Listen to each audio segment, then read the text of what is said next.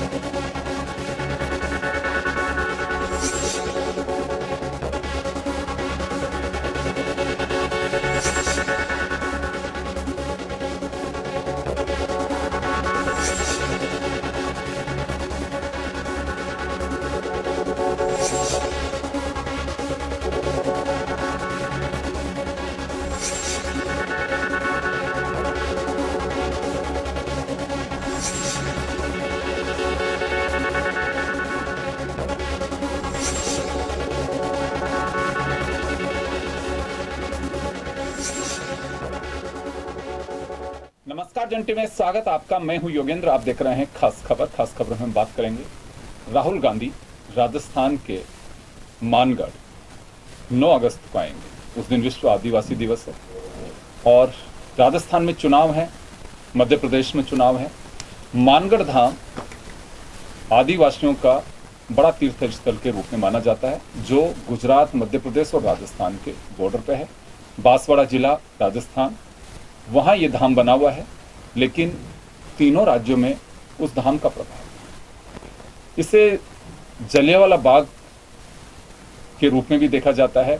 यहाँ सैकड़ों आदिवासियों ने 1913 में अंग्रेजों के सामने युद्ध करते हुए शहादत दी थी और वो एक बड़ी शहादत थी। उसी के बाद इसे आदिवासियों के एक आस्था का केंद्र गुरु गोविंद के नाम से भी जाना जाता है। 1 नवंबर 2022 को गुजरात चुनाव के ठीक पहले प्रधानमंत्री नरेंद्र मोदी भी यहां आए थे, जब 3 राज्यों के मुख्यमंत्री उनके साथ थे। राजस्थान के मुख्यमंत्री अशोक गहलोत ने इसे राष्ट्रीय स्मारक घोषित कराने की मांग भी की थी।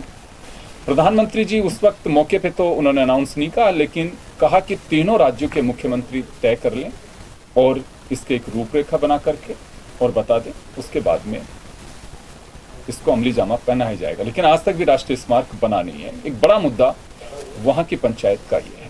अब मुख्यमंत्री अशोक गहलोत राष्ट्रीय स्मारक बना नहीं सकते, लेकिन बैठक महत्वपूर्ण है क्योंकि राहुल गांधी आ रहे हैं और पहली मर्तबा नहीं आ रहे हैं। राहुल गांधी अक्सर उस धाम पे आते रहे, कई बार चुनावी सिलसिले में, बैठकों में, एक बार किसान सम्मेलन भी वहां पे रहा। तो ये 9 अगस्त का जो उनका दौरा है काफी महत्वपूर्ण है और चर्चा ये भी है कि राजस्थान सरकार आदिवासियों को उस दिन कोई बड़ा तोहफा भी दे सकती है। तो खैर चलिए, राजस्थान में बेशक कहने को चाहे कुछ भी कहा जाए, लेकिन ये एक सियासी दौरा होगा राहुल गांधी का, क्योंकि चुनाव सामने है और आदिवासियों को साधने की पूरी कोशिश की जाएगी। और केवल राजस्थान के आदिवासी नहीं, इसका प्रभाव मध्य प्रदेश पे भी पड़ेगा। तो चलिए, इस मुद्दे पर चर्चा करने के लिए अपूर्वा सिंह जी हमारे साथ भाजपा से हैं, कांग्रेस से अजय कछावा जी हैं और हमारे सहयोगी योगेंद्र पंचोली हमारे साथ में हैं। योगेंद्र, क्या लगता है आपको कि राष्ट्रीय स्मारक की मांग आज भी वहां है और पहली मर्तबा मांग नहीं की गई है? इससे पहले भी कई बार ये मांग उठाई गई है कि राष्ट्रीय स्मारक घोषित होना चाहिए, अगर नहीं करते हैं तो इस शहादत के प्रति नाइंसाफी होगी। क्या लगता है, राहुल गांधी मांग उठा सकते हैं? अभी खुद कुछ नहीं कर सकते हैं, ये करना केंद्र सरकार को है, लेकिन पुरजोर ये मांग उठाई जा सकती है एक बार फिर?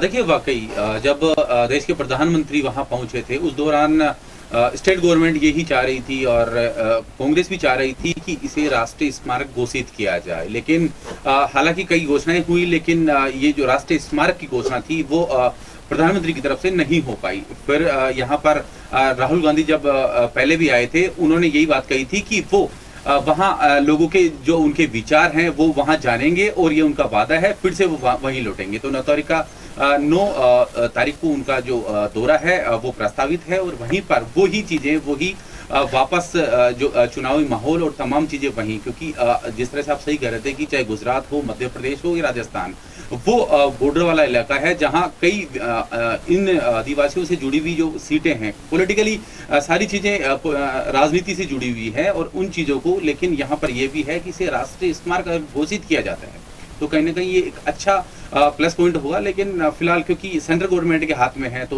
वो ही इस पे पहल करे। लेकिन यूं कहें कि आदिवासियों के माध्यम से एक सामाजिक रूप से एक बड़ा मैसेज राहुल गांधी यहाँ पहुंच कर देंगे और इस पर एक केंद्र पर भी दबाव होगा। बिल्कुल। तो शेखावटी में एक दिन पहले हम चर्चा कर रहे हैं, उसके ठीक एक दिन पहले यानी कि गुरुवार को प्रधानमंत्री नरेंद्र मोदी राजस्थान सरकार पे बरसे और 9 अगस्त को वागड़ में राहुल गांधी हुंकार भरेंगे। अपूर्वा जी, आपके पास आना चाहूंगा मैं। पहला रिएक्शन तो यही कि राष्ट्रीय स्मारक की मांग आज भी है और ये मांग केवल कांग्रेस नहीं, बीजेपी भी करती रही है और होना भी चाहिए। मैं कहूँगी एक आम देशभक्त के नाते मेरी भी मांग रहेगी और शायद उस स्टोरी को और जो इतिहास पढ़ा है तो आपकी भी रहेगी कि राष्ट्रीय स्मारक होना चाहिए। वो तो केवल आदिवासियों का धाम नहीं, हम सबके लिए एक आस्था का केंद्र है। पहला रिएक्शन चाहूँगा कि राहुल गांधी आ रहे हैं 9 तारीख को और 9 अगस्त को आने के बाद, क्योंकि सियासी दौरा है और आज ये कोई कहे कि नहीं ऐसी कोई बात नहीं है सियासत की, तो इसे हम खारिज भी करेंगे। क्या लगता है आपको कि एक राष्ट्रीय स्मारक की मांग फिर वहां पे उठेगी? तो क्योंकि बॉल केंद्र के पाले में डाली जाएगी। देखिए, सबसे पहले तो ये बात मैं आपको बताना चाहूँगी कि जब 1 नवंबर 2022 को माननीय प्रधानमंत्री महोदय जब मानगढ़ धाम पधारे थे, तो उन्होंने स्वयं ये कहा था कि ये जो एरिया है, ये जो जगह है मानगढ़ पहाड़ी जो है, वो केवल एक राज्य के लिए नहीं, ये 4 राज्यों के इतिहास के साथ में एक बहुत गहरा नाता रखती है, जिसमें मध्य प्रदेश, राजस्थान, गुजरात और महाराष्ट्र जुड़ा हुआ था। दूसरी बात यह है कि उन्होंने स्वयं ये कहा था कि मैं चाहता हूं कि मानगढ़ पहाड़ी को और इस धाम को जो है वो राष्ट्रीय स्मारक का दर्जा दिया जाए। मगर इसका जो प्रोसेस होता है वो ऐसा होता है कि राष्ट्रीय स्मारक किसी को भी घोषित करने के लिए स्टेट से एक लेटर या अनुशंसा जानी चाहिए कि हम ये करवाना चाहते हैं। वो राष्ट्रीय स्मारक प्राधिकरण तक पहुंचती है, राष्ट्रीय स्मारक प्राधिकरण उसको फिर से लेटर आगे मूव करता है, तब केंद्र सरकार उसको गैजेट में निकाल के राष्ट्रीय स्मारक घोषित करती है। तो लेटर मूव करने का या इस प्रपोजल को आगे पहुंचाने का जो काम था वो हमारी राजस्थान सरकार का भी था।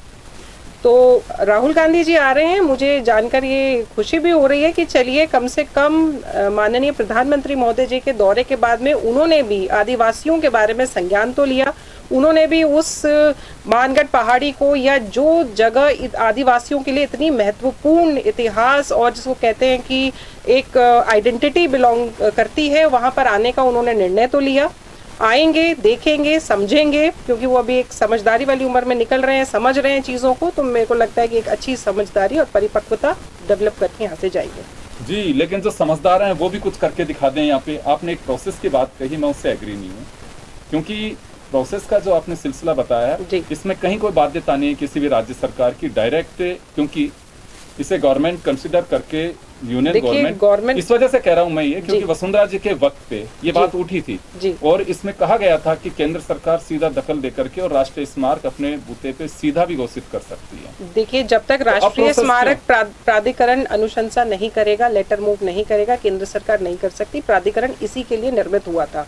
और अपूर्वा जी, एक बात और मैं जानना चाहूंगा आपसे। चलिए खैर, गुजरात सरकार, राजस्थान सरकार और मध्य प्रदेश, 2 जगह आपके मुख्यमंत्री, एक अशोक गहलोत हैं जी। प्रधानमंत्री जी ने कहा कि आप तीनों लोग एक बार इसकी रूपरेखा तय कर लीजिए जी। पर हमारे यहाँ पे जो राज्यों के मुख्यमंत्री हैं, क्योंकि एक दिन पहले ही अशोक गहलोत से बात की कि मानगढ़ धाम को लेकर के क्या राहुल गांधी आएंगे, तो हालांकि उन्होंने इस पर कोई जवाब नहीं दिया था, आएंगे नहीं आएंगे। तब आगे उनसे पूछा गया कि इस धाम को लेकर के कोई प्रक्रिया शुरू हुई है कि बैठक का कोई समय तय नहीं कर पा रहा। हम लोग तो चाहते हैं कि इसमें हो, जल्दी से जल्दी इसका डिसीजन हो।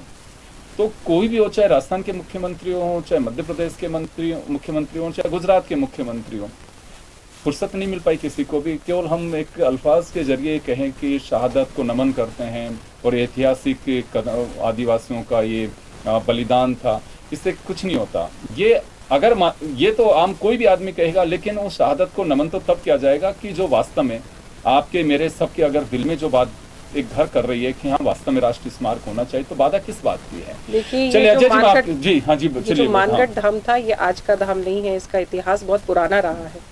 और आप ये बात देखिए, मानगढ़ धाम का जो विकास हुआ वो भी हमारी जो राष्ट्रीय उपाध्यक्षा हैं और पूर्व मुख्यमंत्री हैं वसुंधरा राजे जी मैडम के टाइम में ही उसका विकास भी हुआ।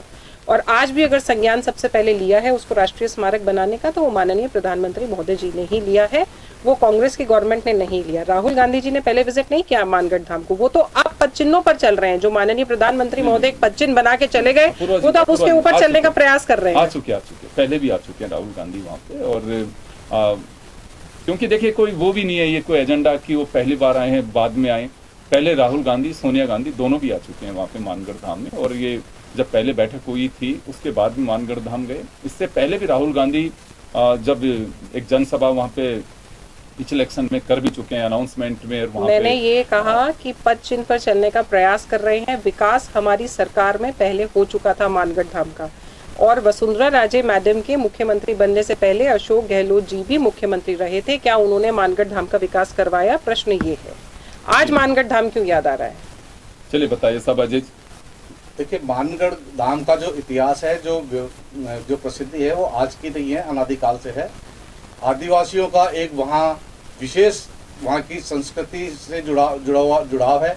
और मानगढ़ का धाम जो है आदिवासियों को शहादत के लिए जो याद किया जाता है, आज जो आदिवासियों की जो स्थिति हो रही है, जो प्रधानमंत्री जो हमेशा चुनावी एक्शन मोड पे रहते हैं, पिछली बार मानगढ़ धाम पे आए थे तो उस समय भी इन्होंने कहा था राष्ट्रीय स्मारक घोषित करने की जो बात कही गई थी कि मानगढ़ धाम को घोषित किया जाएगा, उस पर आज तक कोई कार्रवाई नहीं हुई।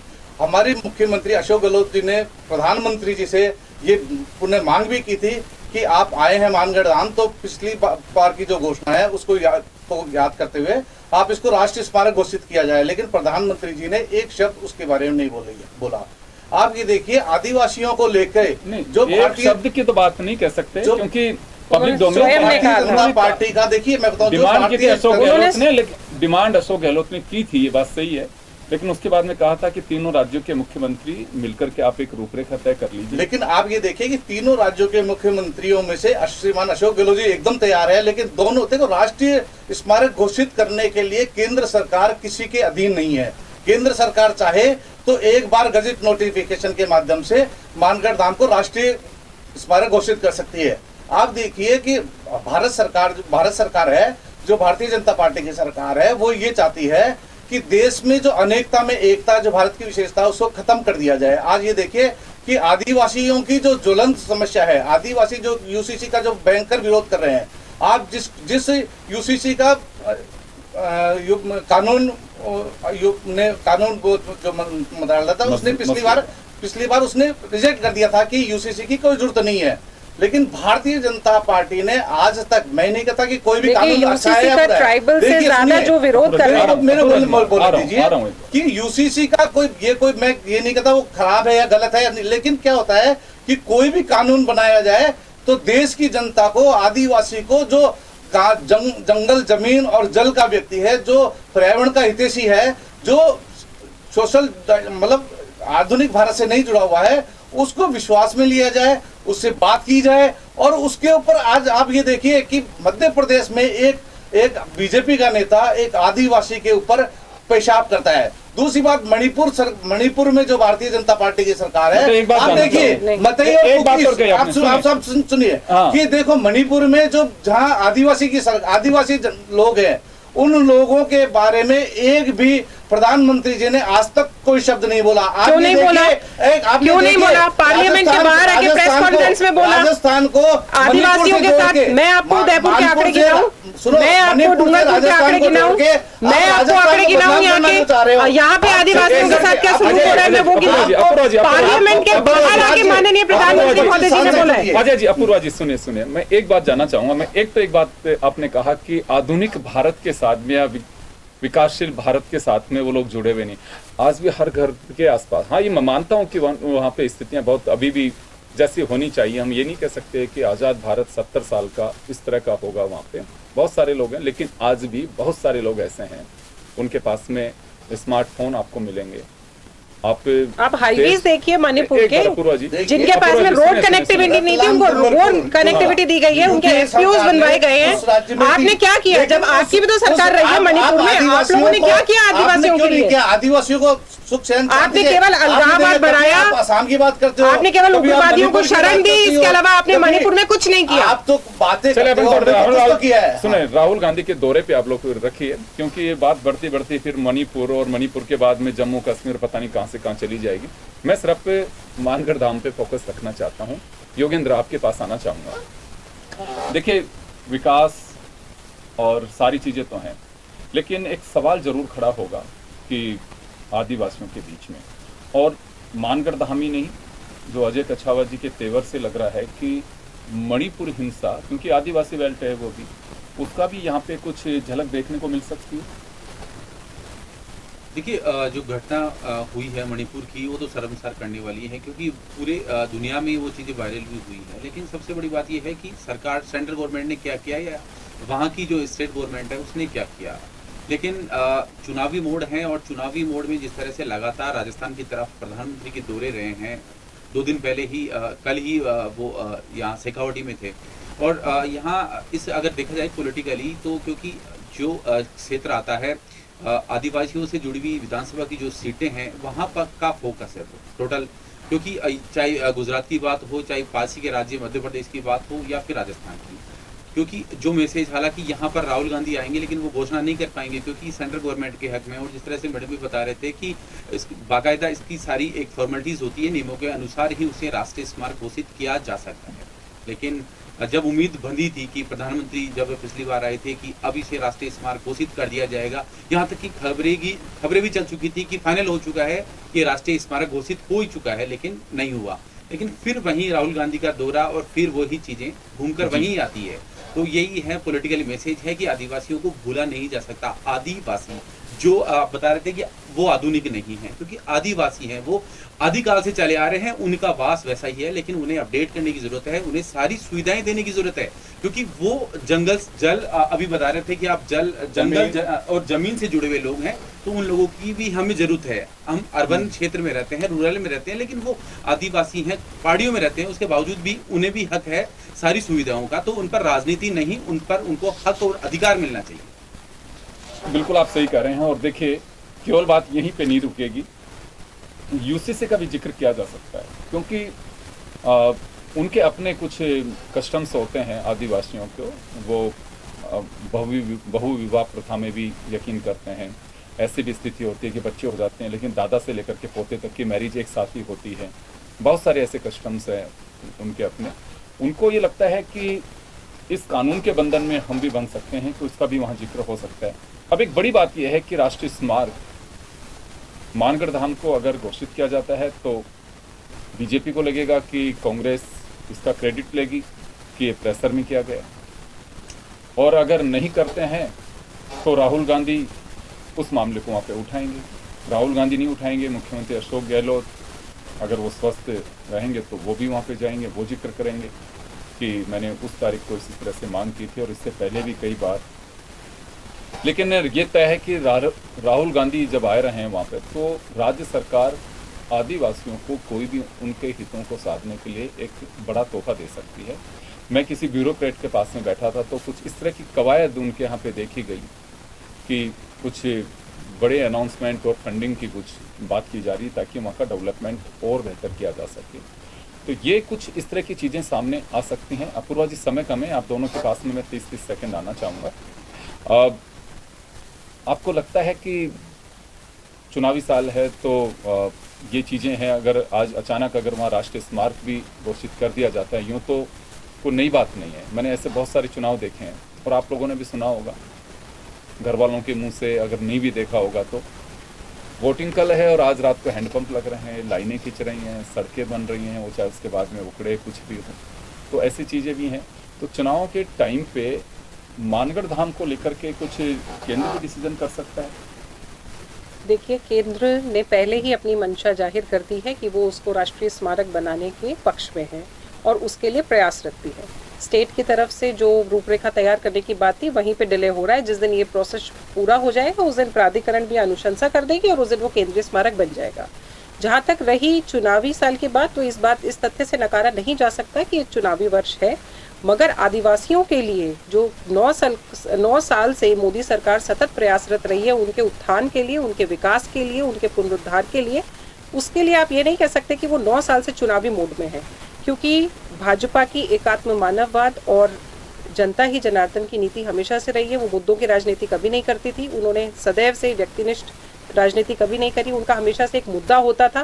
तो आदिवासी उत्थान के लिए हमारी पार्टी जो है वो प्रतिबद्ध है, शुरू से प्रतिबद्ध रही है और रहती चली आएगी। उसके लिए चाहे हमें कुछ भी करना पड़े, we are ready to do.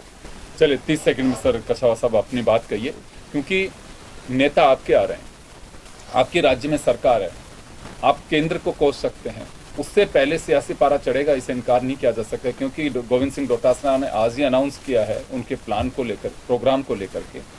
तो आज से हम चर्चा शुरू कर रहे हैं, इसके बाद में बहुत सारी चीज़ें भी सामने आएंगी। तो क्या लगता है आपको कि ये तमाम जो मुद्दे हैं ये आदिवासियों के पास में जब लेकर के जाएंगे तो वो डेवलपमेंट की भी वहाँ बात होगी?